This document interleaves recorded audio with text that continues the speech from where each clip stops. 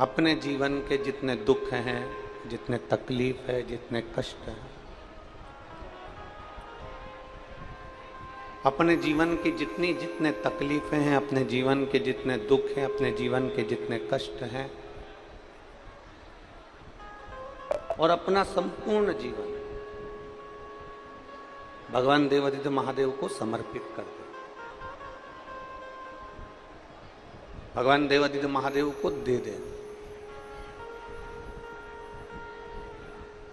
समर्पण ये नहीं होता कि हम मंदिर में जाकर बैठ गए, मतलब भगवान के प्रति हमारा ज्यादा लगाव हो गया तो हम समर्पित हो गए।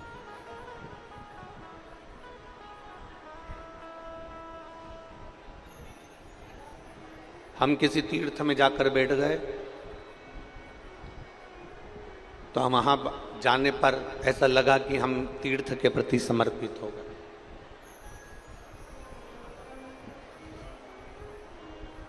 अपने जीवन का सारा भार, अपने जीवन का जितना दुख है, जितनी तकलीफें हैं, जितना कष्ट है, जितना तकलीफें हैं, इन सबको हमने परमात्मा के चरणों में ले जाकर छोड़ दिया।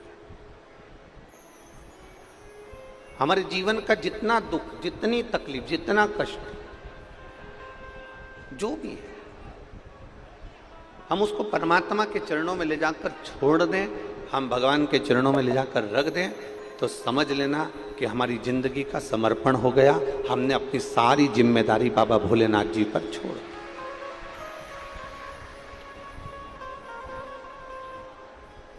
अपनी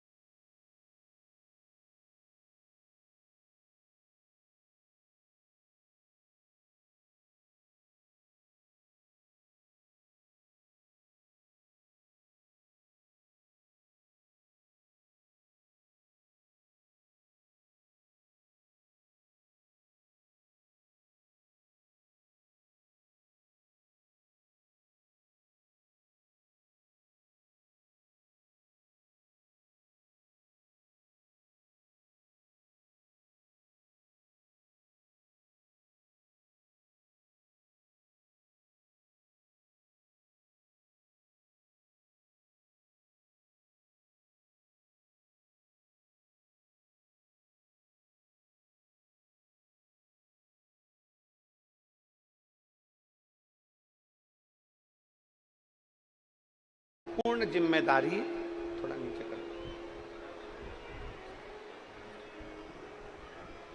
अपनी संपूर्ण जिम्मेदारी देवादिदेव महादेव पर छोड़, संपूर्ण जिम्मेदारी।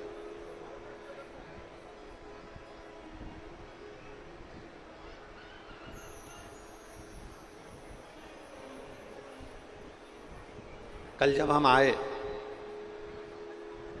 हमारा रुकना माननीय पवन खंडेलवाल जी के यहाँ हुआ है। पवन खंडेलवाल जी के हम रुके और हम जब नीचे से ऊपर की ओर जा रहे थे कक्ष में, तो हमने कहा कि बहुत अच्छा सूचना मिली कि आप लोगों ने बहुत अच्छी व्यवस्था करी। तो पवन खंडेलवाल जी कह रहे थे, गुरुजी भोलेनाथ जी ने करा ली और पूर्वजों का आशीर्वाद था तो उन्होंने ये सब आयोजन करवा दिया। ये शिव तत्व, इसी को भगवान शंकर के प्रति अविरल भक्ति कहते हैं।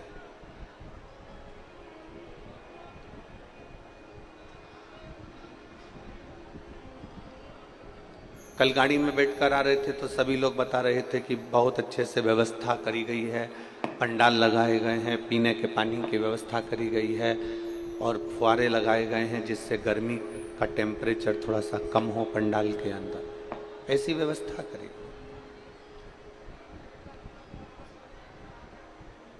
और ये बिना शिव कृपा के कुछ नहीं हो सकता, बिना शंकर जी की कृपा के कुछ नहीं हो सकता।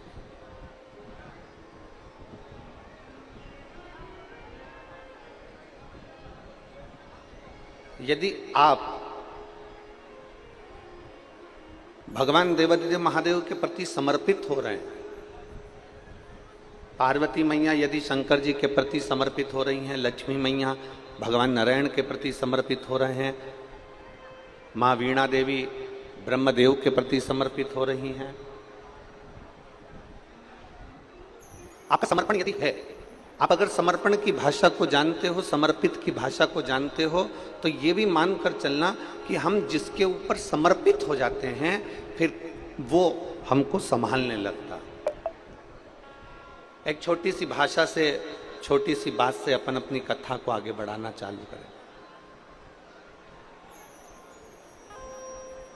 मेरी माताएं बैठी हैं, वो जानती हैं, जब छोटा सा बच्चा रहता है तो गोदी में पड़ा रहता है।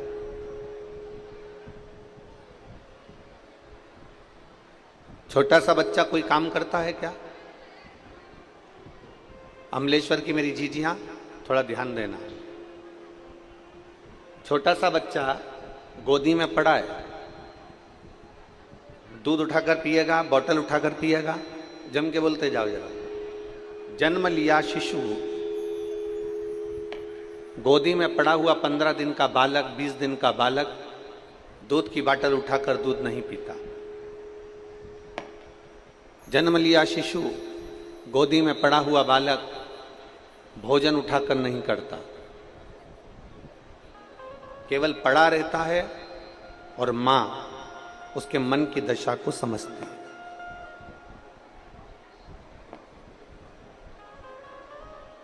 मां उसके भीतर की दशा को समझ रही है। बच्चे को भूख लगी, मां ने उसका चेहरा पढ़ लिया और मां ने उसको दूध पिला दिया। बच्चे का पेट दुखा, मां ने समझ लिया, उसको दवाई दे दी।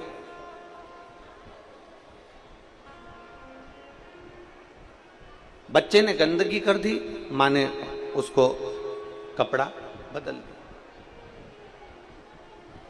मां उसकी सेवा संभाल में लगी हुई है, मां उसकी सेवा संभाल कर रही है। मां कब तक उस बच्चे की सेवा करती है? मां उस बच्चे को कब तक गोदी में रखती है, कब तक सेवा करती है? जब तक बच्चा अपने हाथ से काम करना प्रारंभ ना कर दे। बच्चा खुद दूध पीना प्रारंभ कर देता है, बच्चा खुद हाथ में बोतल पकड़कर दूध पी लेता है, बच्चा कुछ निकाल कर खाना चालू कर देता है, बच्चा कपड़ा बदलना चालू कर देता है, बच्चा अपने श्रृंगार खुद कर लेता है, बच्चा उठ बैठने लगता है, बच्चा अपने काम में लग जाता है। तो माँ फिर उस बच्चे को धीरे धीरे धीरे धीरे छोड़ती जाती है। फिर माँ उसकी सेवा नहीं करती, फिर माँ उसके लिए कुछ नहीं करती। क्योंकि वो बच्चा खुद कर रहा है, वो बच्चा स्वयं कर रहा है। माँ कब तक उसकी सेवा कर रही है, माँ कब तक उसका काम कर रही है, माँ उसके लिए कब तक कार्य कर रही है, जब तक वो बच्चा नहीं कर रहा। पर जैसे ही बच्चे ने काम करना प्रारंभ कर दिया, जैसे ही बच्चे ने दूध पीना प्रारंभ कर दिया, जैसे ही बच्चे ने अपने कपड़े पहनना चालू कर दिया, जैसे ही बच्चे ने रोटी निकाल कर खाना चालू कर दी, बच्चे ने फ्रिज खोलकर पानी पीना चालू कर दिया, मटके के पास गया, हंडे के पास गया, वहां से पानी लाया, पी लिया, बच्चे ने अपना काम करना चालू कर दिया, तो माँ धीरे धीरे उसका काम करना बंद कर देती है, छोड़ देती है। पर बच्चा जब तक माँ के ऊपर आश्रित रहता है, बच्चा जब तक माँ के ऊपर समर्पित रहता है, बच्चा जब तक माँ के प्रति समर्पण रखता है, तब तक माँ उसका पूरा ध्यान रखती है, उसके लिए सारी व्यवस्था करती है। और बच्चा जब माँ पर समर्पित नहीं होता, बच्चा जब माँ पर समर्पण नहीं रख पाता, बच्चा जब स्वयं काम करने लगता है, बच्चा स्वयं अपना कार्य करने लगता है, तो माँ धीरे धीरे उसको अपने कार्य के लिए छोड़ देती है। उसी तरह जैसे ये बच्चे की कथा है, जैसे ये माँ का चरित्र है, उसी तरह हमारा जीवन चरित्र है। हम जब तक देवाधिदेव महादेव पर समर्पित होकर चलते हैं, तो महादेव भी हमारा ध्यान रखता है और हमारी पूर्ण तरह से व्यवस्था करता है।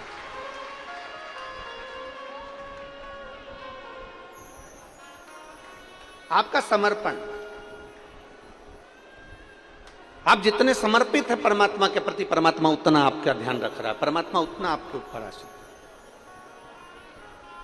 आपके ऊपर उसकी दृष्टि है। हमने पहले एक बार कथा में कहा था, आपके भी स्मरण में होगा, हम पहले कथा में एक बार कहे थे,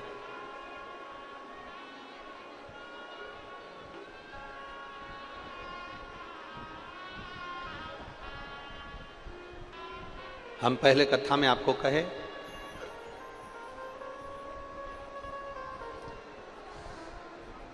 कि चोर की नजर आपके धन पर होगी, चेन पर होगी, मंगलसूत्र पर होगी।